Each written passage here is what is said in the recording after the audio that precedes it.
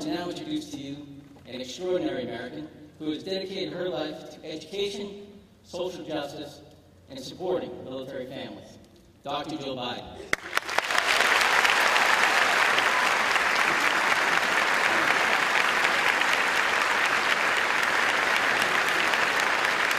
As a blue-star mother, Dr. Biden has made military families one of her top priorities. She has traveled to many bases in both the United States and in Germany to speak with soldiers and their families and try to raise awareness and show appreciation for the special sacrifices that these Americans make. In Delaware, Dr. Biden was active with a nonprofit organization called Delaware Boots on the Ground, which is dedicated to helping families during times of military deployment by organizing community events to raise awareness and support. Because of her deep commitment to education, President Obama has asked Dr. Biden to help highlight the importance of America's community colleges. And Dr. Biden frequently visits community colleges and speaks with students, parents, and teachers around the country as part of this outreach. We are so honored that she is with us today. Please join me in welcoming Dr. Jill Biden.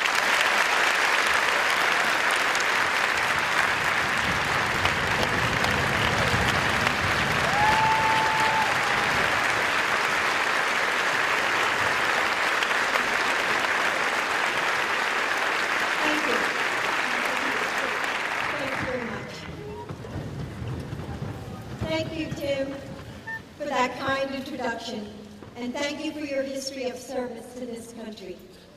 Thank you also to ServiceNation for the invitation to be a part of this important event.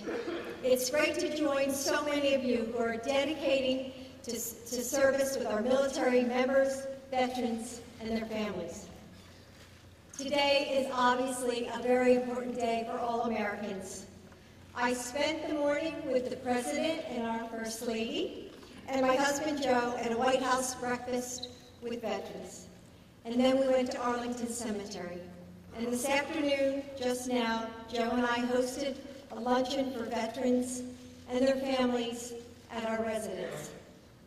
I am always inspired by the deep commitment to our nation and overwhelmed with gratitude for what they do to protect all of us.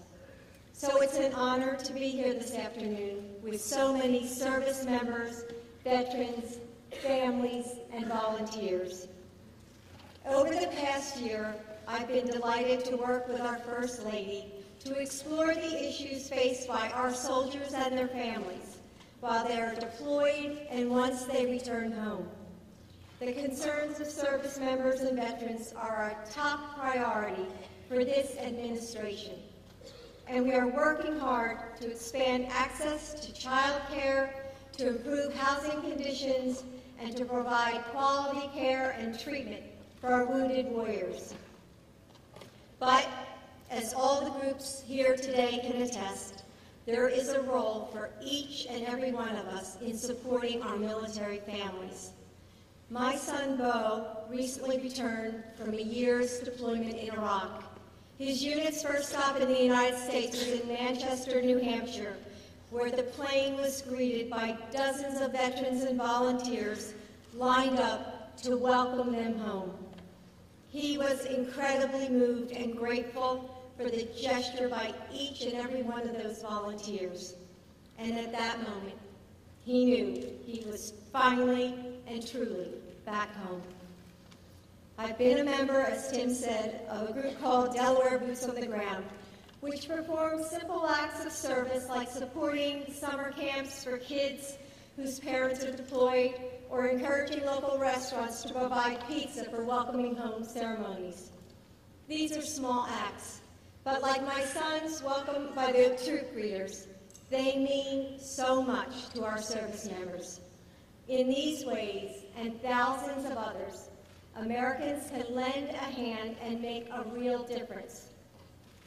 On Veterans Day and every other day, it's our sacred duty to honor the service of those who sacrifice for our country, and we can all play a role. I hope that all of us will pause today and think about how we can join in this call for service. I know what an impact it will have.